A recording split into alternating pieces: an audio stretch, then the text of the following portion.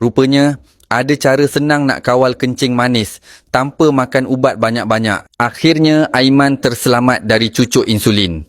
Bacaan gula Aiman turun habis ke 5.2 tak sampai seminggu.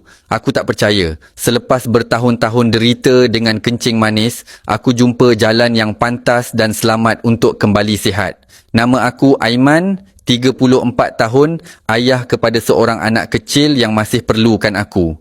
Aku tak pernah bayangkan pada usia muda macam ni, aku boleh terkena penyakit kronik yang meragut kebahagiaan hidup aku. Dulu aku sihat. Aku tak rasa ada masalah besar walaupun gaya hidup aku macam biasa je. Banyak kerja outstation, banyak makan kat luar, banyak minum air manis macam isotonik sebab konon-konon bagi tenaga. Tapi semua berubah bila masuk umur 30. Badan aku mula bagi petanda yang aku abaikan. Kebas kaki dan tangan. Mata makin kabur. Kerap bangun malam sebab nak terkencing. Aku masih tak peduli. Aku fikir, biasalah. Penat kerja kot. Tapi aku silap. Masalah tu makin lama makin serius. Sampai satu tahap, hubungan aku dengan isteri aku sendiri terjejas. Aku rasa macam gagal sebagai suami. Kemuncak penderitaan aku. Masa aku kena bisul kat kaki, mula-mula aku ingat benda kecil je. Tapi bila buat check up penuh, doktor terkejut tengok bacaan gula aku 26.5. Doktor bagi amaran, Encik Aiman, kalau tak jaga, Encik mungkin kena cucuk insulin seumur hidup. Korang tahu tak rasa macam mana bila dengar ayat tu? Rasa dunia gelap. Aku bayangkan diri aku bergantung pada jarum dan ubat sampai tua. Aku bayangkan anak aku tengok aku tak mampu buat apa-apa. Lepas tu doktor cakap lagi, kencing manis ni bukan main-main encik. Kalau tak jaga, boleh hilang kaki, hilang penglihatan atau nyawa. Aku balik rumah hari tu, termenung depan cermin. Aku tengok diri aku. Aku rasa malu.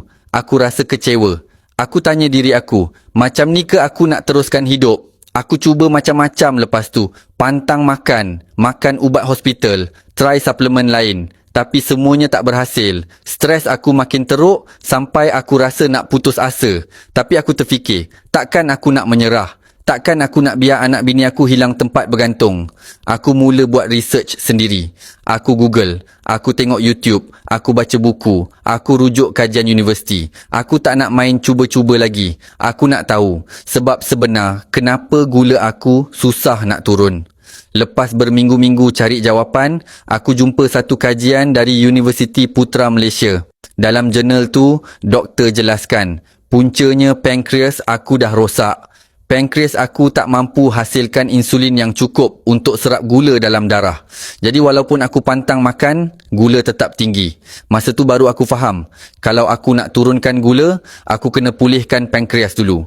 Dalam kajian yang sama, doktor syorkan satu bahan semula jadi yang boleh bantu pulihkan pankreas dan hasilkan insulin semula. Bahan tu ialah akar legi. Masalahnya, macam mana nak dapatkan akar legi? Aku cari punya cari, akhirnya aku jumpa satu produk yang dah proses akar legi ni jadi kapsul siap guna. Nama produk ni, Kapsul Aman. Apa yang berlaku lepas aku cuba? Aku takkan lupa. Lepas seminggu, bacaan gula aku jatuh dari 26.5 ke 15.1. Aku rasa macam dapat hidup baru. Kebas-kebas hilang. Mata aku makin terang. Lepas 3 minggu, bacaan gula aku dah stabil bawah 5. Doktor sendiri terkejut tengok perubahan aku.